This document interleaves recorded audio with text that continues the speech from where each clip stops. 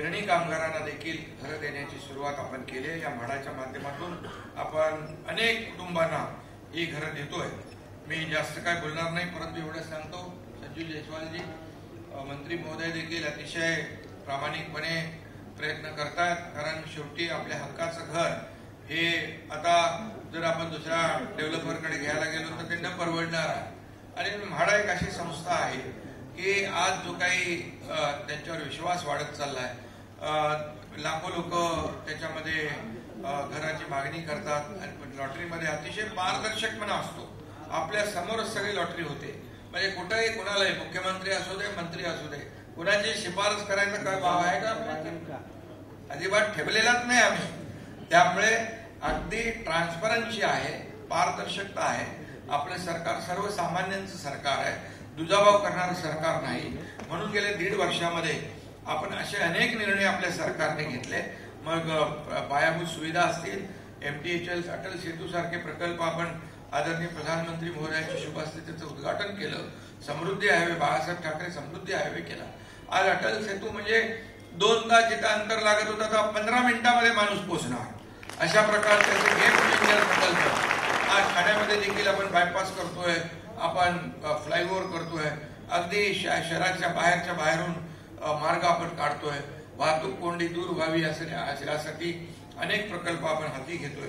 त्यामुळे पायाभूत सुविधांचे प्रकल्प करणारा हे राज्य देशातलं पहिलं राज्य आहे, हे देखील मी या ठिकाणी सांगतो। परदेशी गुंतवणुकीमध्ये देखील आपलं राज्य, आपलं सरकार यायच्या अगोदर 2-3 नंबरने मागं गेलं होतं, पण जसं आपलं सरकार आल्यानंतर 6 महिन्यामध्ये 8 महिन्यामध्ये पुन्हा ते परदेशी गुंतवणूक FDI मध्ये पुन्हा पहिल्या नंबरवर आपण आणले।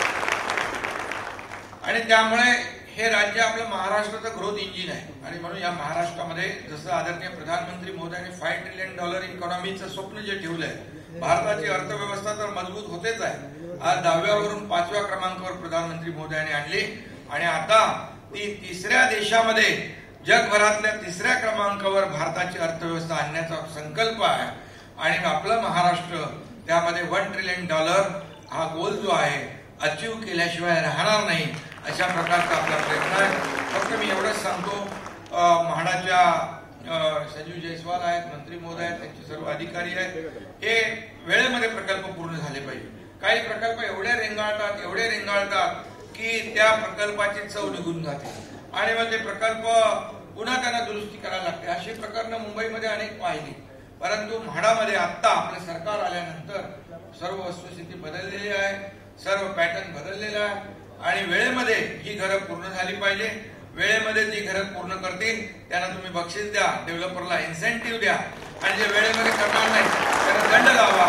आणि तर खऱ्या अर्थाने ही सगळी घरं आणि वेळेमध्ये देत असताना त्याची गुणवत्ता देखील जी आहे, क्वालिटी जी आहे, क्वालिटी देखील आपण कायम ठेवली पाहिजे। शेवटी हे घर वारंवार होत नसतं आणि म्हणून या ठिकाणी आपल्याला सांगतो, ठाणे, मुंबई या परिसरामध्ये जास्तीत जास्त घरं विविध मार्गांनी, विविध जे आपले नियम आहेत ते शिथिल करून आपल्याला मोठ्या प्रमाणावर जी घरं उपलब्ध त्यांना करून देता येतील त्याचा प्रयत्न आपलं सरकार करत आहे। अनेक पॉलिसीज ज्या आहेत त्या आपण सरकारने लोकांना घरं देण्यासाठी अतिशय सुलभ, सुटसुटीत करण्याचा प्रयत्न केलाय। अनेक नियम आपण म्हणजे म्हाडाचे 33, 7, 30 काय 9, 11 माझ्याकडे फायली यायच्या नगर विकास मंत्री असताना 91 काय ते अजून माझ्या लक्षात नाही, खूप सह्या केल्यात मी तुमच्या म्हाडाच्या याच्यामध्ये, कारण मला माहित आहे की म्हाडा हे घर बांधणारी संस्था आहे आणि म्हणून त्यांना जेवढे आपण नियम सुटसुटीत करून देऊ त्याचा फायदा शेवटी एंड युजर जो आपला ग्राहक आहे त्यालाच मिळणार आहे। त्यामुळे या ठिकाणी सरकार जे आपलं आहे हे सरकार अतिशय सक्षमपणे आणि अतिशय पॉझिटिव्हली काम करते, लोकांच्या हिताचे निर्णय घेते।